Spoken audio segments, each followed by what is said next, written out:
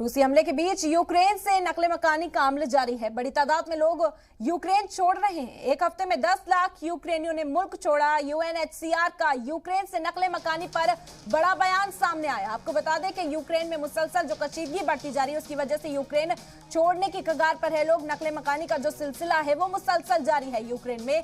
और आंकड़ा अगर आपको बताएं तो एक हफ्ते में करीबन 10 लाख यूक्रेनियों ने मुल्क छोड़ दिया है। यूएनएचसीआर का यूक्रेन से नकले मकानी पर बड़ा बयान सामने आया।